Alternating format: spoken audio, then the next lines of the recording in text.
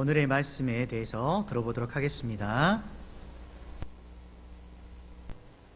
그 일이 모압 지방에서 여호와께서 자기 백성을 돌보시사 그들에게 양식을 주셨다 함을 듣고 이에 두 며느리와 함께 일어나 모압 지방에서 돌아오려 하여 있던 곳에서 나오고 두 며느리도 그와 함께하여 유다 땅으로 돌아오려고 길을 가다가 나오미가 두 며느리에게 이르되 너희는 각기 너희 어머니의 집으로 돌아가라.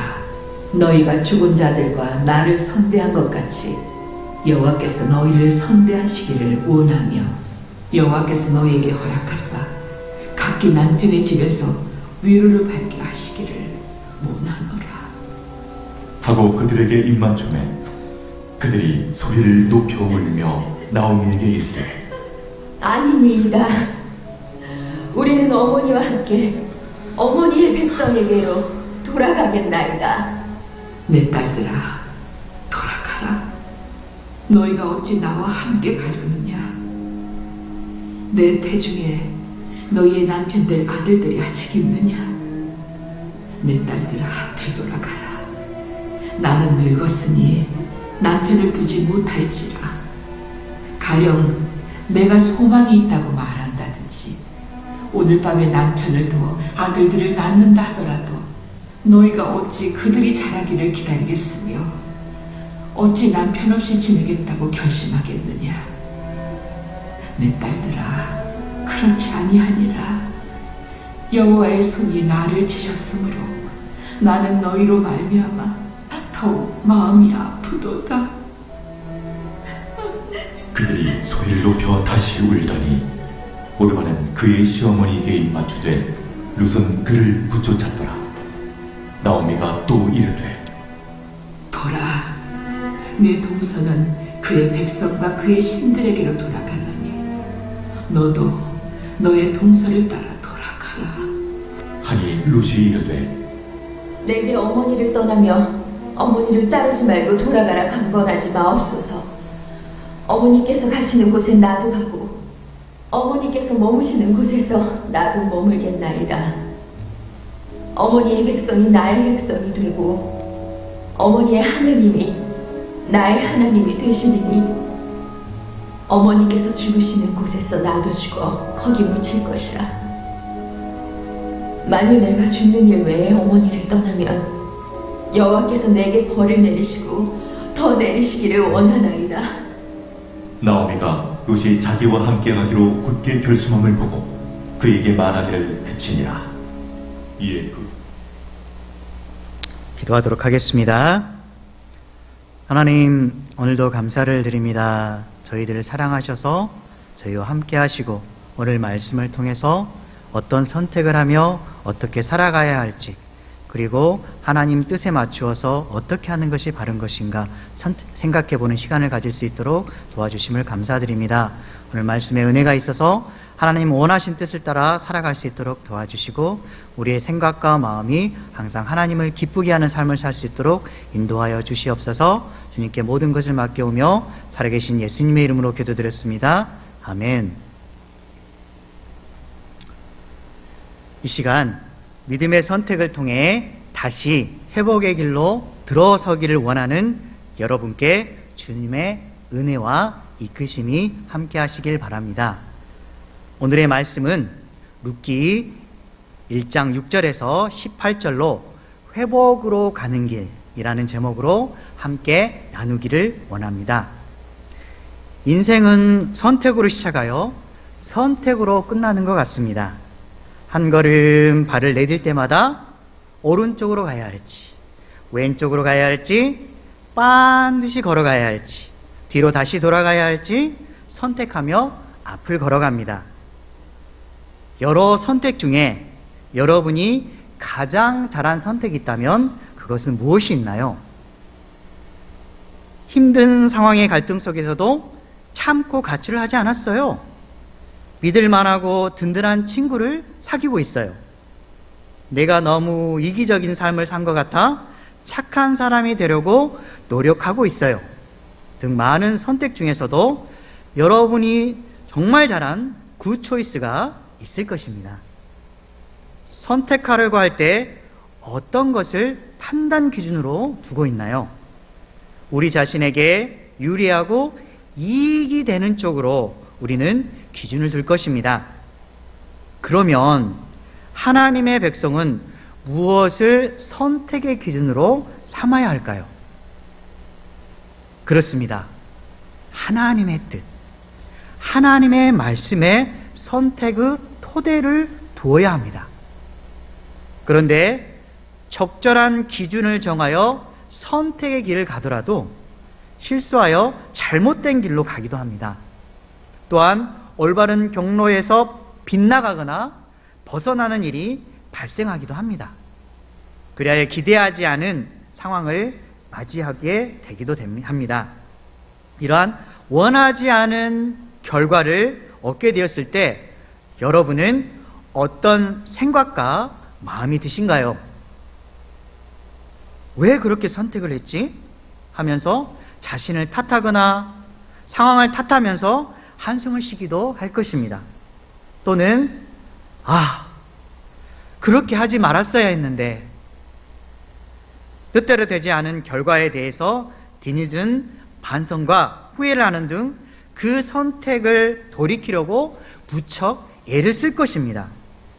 이렇게 너무나 아쉽고 바꾸고 싶은 이러한 상황에서 벗어나서 다시 회복의 길로 들어서려면 어떻게 해야 할까요? 이 회복의 길에 들어서려면 어떻게 해야 될까요? 오늘 말씀을 통해서 함께 나누기를 원합니다.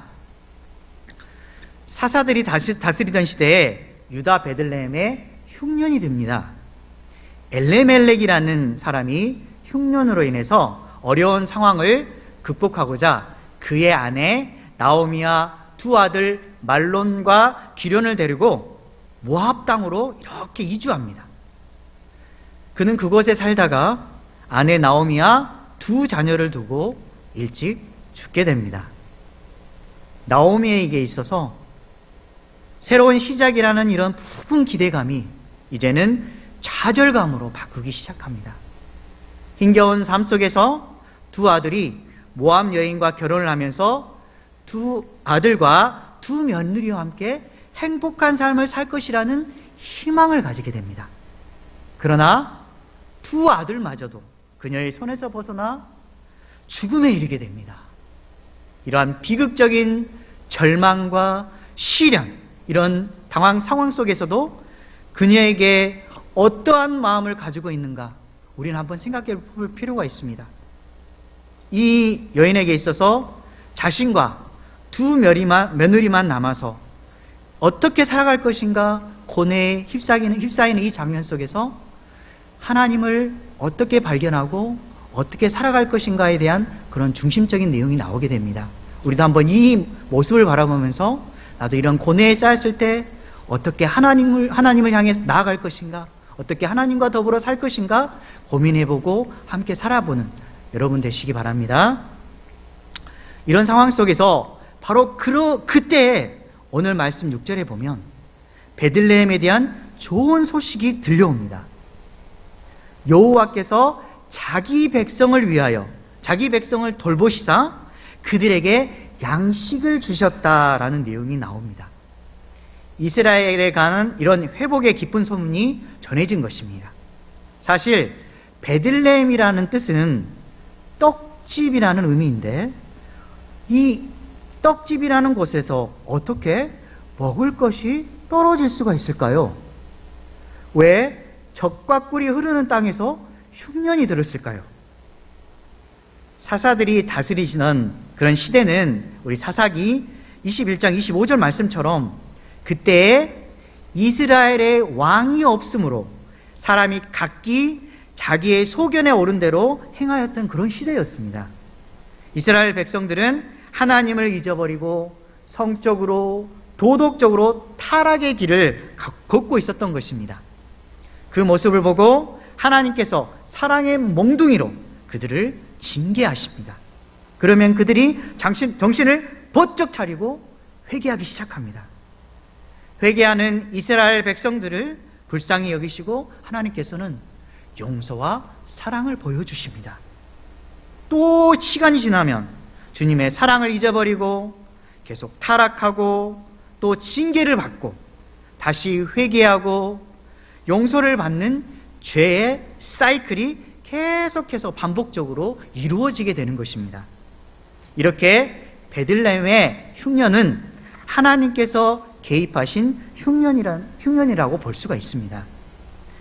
회개의 자리에 나아가는 이러한 이스라엘 백성들을 향해서 용서와 회복을 통해 양식을 베풀어 주신 것이 바로 그분의 역사인 것입니다.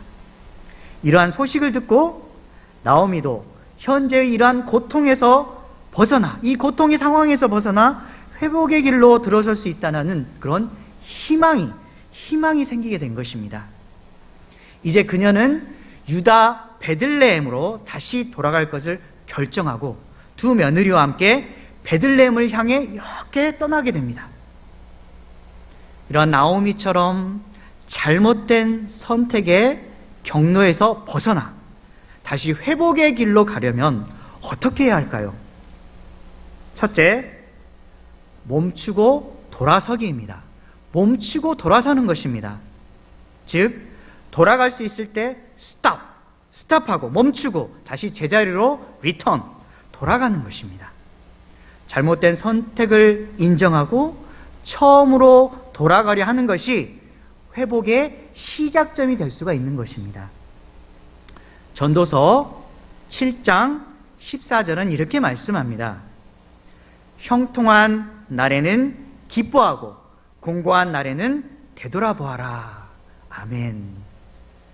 형통한 날에는 기뻐하고, 또한 어렵고 힘든 공고한 날이 찾아왔을 때 하나님께서 어떻게 해야 될 것인가 우리에게 말씀해 주고 있습니다. 우리 형통한 날에는 정말 기뻐하시고 형통한 삶을 허락하신 그 하나님께 감사하세요. 그리고 힘들고 어렵고 공고한 날이 왔을 때 자신의 삶을 되돌아보시기 바랍니다. 그러면 우리 시편 62편 5절과 6절 말씀에서 다윗의 고백이 나오는데 하나님께서 진정한 회복을 줄 수 있음을 깨닫게 됩니다. 말씀을 보면 나의 영혼이 잠잠히 하나님만 바라라. 무릇 나의 소망이 그로부터 나오는도다. 오직 그만이 나의 반석이시오 나의 구원이시오 나의 요새이시니 내가 흔들리지 아니하리로다. 아멘. 주님을 바라면서 주님은 나의 반석이십니다. 주님은 나의 구원이십니다. 주님은 나의 요새이십니다. 그러므로 나는 결코 흔들리지 않겠습니다. 라고 고백할 수 있었던 것입니다. 우리 누가복음 15장은 잃은 아들을 되찾은 아버지의 비유가 나옵니다. 아들이 아버지로부터 자신에게 돌아올 분깃을 달라고 요청합니다. 아버지가 그에게 재산을 나누어 주자 이 아들은 먼 나라로 떠나버립니다. 그곳에서 그는 허랑방탕하여 재산을 탕진하게 됩니다. 그 나라에 흉년이 들기 시작하자 그는 궁핍한 삶을 살게 되는 것입니다. 돼지를 치는 일을 하면서 그 나라 백성 한 사람에게 빌부터 살기 시작합니다. 돼지 먹는 지엄 열매를 먹으면서 배를 채우고자 하는 등 아주 비참한 삶을 시작하게 되는 것입니다. 이런 삶을 살아가면서 바로 그때 그는 자신의 삶을 되돌아보기 시작한 것입니다. 그때 생각나는 분이 계셨습니다. 그래, 아버지께로 돌아가자.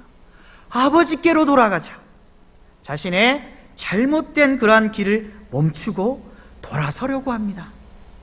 자신을 사랑해주고 아껴준 그 아버지에게로 되돌아가려고 하는 것입니다.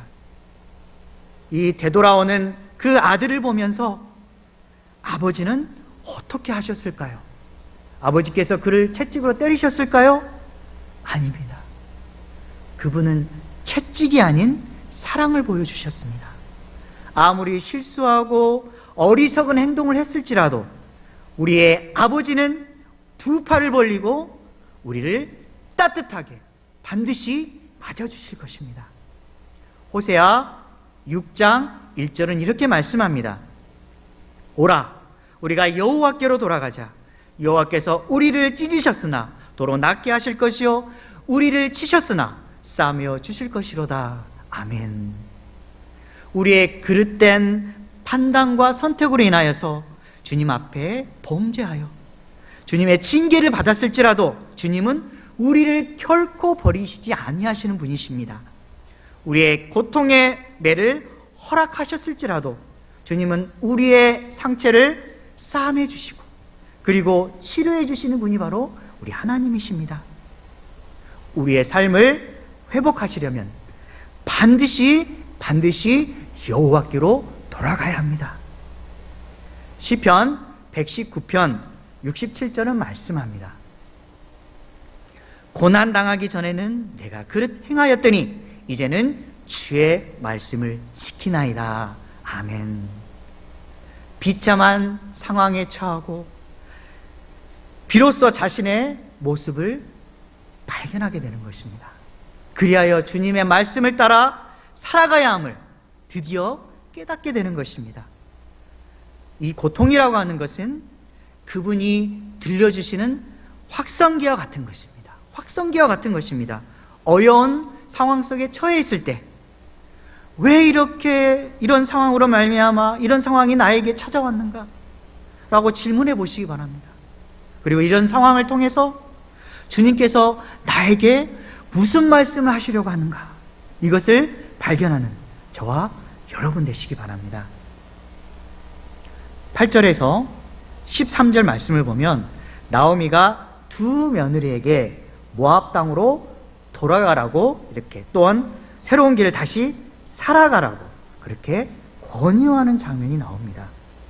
이 장면을 통해서 다시 회복의 길로 들어가려면 둘째, 붙쫓아가기입니다. 붙쫓아가는 인생을 살아가야 합니다. 선택의 중요한 순간을 맞이했을 때 하나님의 뜻을 따라야 합니다. 즉 믿음의 선택을 붙들고 따라가야 하는 것입니다. 8절과 9절에서 나오미가 두 며느리에게 말을 합니다. 너희는 각기 너희 어머니의 집으로 돌아가라. 너희가 죽은 자들과 나를 선대한 것 같이 여호와께서 너희를 선대하시기를 원하며 남편의 위로를 받게 하시기를 원하노라. 나오미는 두 며느리에게 자신들의 집으로 돌아가라고 말을 합니다. 그리하여 또 다른 삶을 살아가도록 배려하면서 선택의 기회를 부여합니다. 그러나 10절에서 룻은 대답합니다. 아니니이다. 어머니와 함께 어머니의 백성에게로 돌아가겠나이다. 이 말을 듣고 11절에서 13절에 나오미가 두 번째로 권유의 말을 하기 시작합니다. 내 딸들아, 되돌아가더라. 여호와의 손이 나를 치셨으므로 나는 너희로 말미암아 더욱 마음이 너무너무 아프도다. 14절을 보면 이 말을 듣고 둘의 선택이 갈리기 시작합니다. 오르바는 시어머니 나오미에게 입을 맞추고 고향으로 돌아갑니다. 여기에 입 맞추다는 것은 아쉬운 이별의 순간을 의미합니다. 그녀는 모압의 그모스를 택해 멸망의 길로 선택하고 그대로 따라갑니다. 반면에 룻은 나오미를 붙쫓아갑니다. 이 붙쫓다라는 말은 붙들고 늘어지다라는 뜻으로 생각과 마음과 믿음 모두를 동조하고 따라가는 것을 의미합니다. 그녀는 시어머니를 따라가는 고난의 길을 선택했지만 그 길은 결국 은혜의 길로 돌아가는 그러한 통로였던 것입니다. 주님의 눈에 보기에 합당한 길을 걸어갈 때 비록 당장은 힘이 들더라도 긴 기다림 속에서 하나님께서 주시는 그런 열매가 있는 것입니다. 그 아름다운 열매를 맺기 위해서 주님을 꼭 붙드는 여러분 되길 주님의 이름으로 소망합니다. 사실 룻의 입장에서 시어머니를 따르다는 것은 자신의 희생을 각오한다는 것을 의미합니다. 새로운 가정을 꾸밀 때 한번 생각해 보시기 바랍니다. 여러 가지 많은 것들을 하게 되는데 이 여인은 그러한 새로운 가정을 꾸밀 그럴 기회를 상실하게 될 것이고, 자신의 나라를 떠나서 이방인의 외롭고 험난한 생활을 시작하게 될 것이고, 또 시어머니를 부양해야 하는 그런 무거운 책임감을 가지고 살아야 하는 것입니다. 왜 룻이 이러한 희생을 각오하면서도 나오미를 따라가려고 했을까요? 16절과 17절에 룻의 고백과 결심이 나옵니다. 어머니께서 가시는 곳에 나도 가고 어머니께서 머무시는 곳에서 나도 머물겠나이다. 어머니의 백성이 나의 백성이 되고 어머니의 하나님이 나의 하나님이 되시리니 어머니께서 죽으시는 그곳에 나도 죽어 거기 묻힐 것이라. 만일 내가 죽는 일 외에 어머니를 떠나면 여호와께서 내게 벌을 내리시고 더 내리시기를 원하나이다. 나오미는 삶에서 며느리에게 그리스도인다운 모습을 보여주었던 것입니다. 그러면 그녀의 그리스도인다운 모습은 무엇이었을까요? 빌립보서 2장 4절은 이렇게 말씀합니다. 각각 자기 일을 돌볼 뿐더러 또한 각각 다른 사람들의 일을 돌보아 나의 기쁨을 충만하게 하라. 아멘. 이러한 말씀처럼 그녀는 자신만을 위해서 산 게 아니라 가정의 사람들을 돌보고 또 믿음에 선한 영향을 준 것이었던 것입니다. 홀로 된 그녀의 삶은 하나님을 버린 그런 삶이 아니라 믿음으로 고난을 극복하고 하나님의 백성답게 살아가려는 그런 모습을 며느리에게 정말 아름답게 보여준 것입니다. 눈앞이 캄캄하고 그리고 암담한 현실 속에서도 신실한 신앙을 지킴으로써 룻에게 정말 믿음의 감동을 준 것입니다. 마태복음 5장 16절은 이렇게 말씀합니다.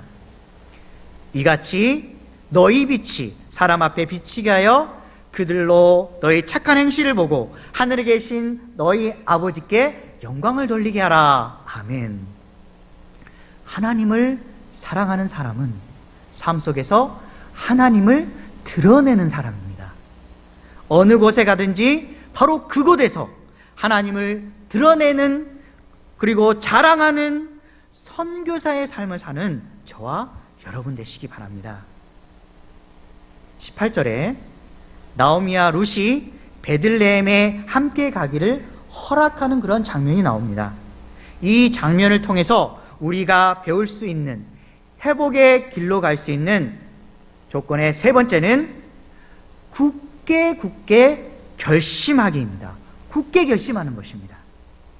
왜 나오미가 며느리 룻이 함께 가는 것을 허락하였을까요? 이런 말을 했던 룻이 기억납니다. 죽는 일 외에는 어머니를 떠나지 않겠습니다. 내가 떠나면 여호와께서 벌을 내리시기를 원합니다. 라고 말한 것처럼 단호한 의지를 통해서 굳게 결심함을 보았기 때문입니다. 그리하여 나오미는 룻으로 하여금 돌아가라는 그런 권유를 다시는 하지 않고 둘이 함께 유다 베들레헴을 향해서 뚜벅뚜벅 기쁜 마음으로 걸어가게 된 것입니다. 인생의 중요한 갈림길과 선택의 상황에서 확고한 결단이 필요합니다. 선택의 순간 버릴 것과 또한 붙잡을 것을 반드시 구별해야만 하는 것입니다.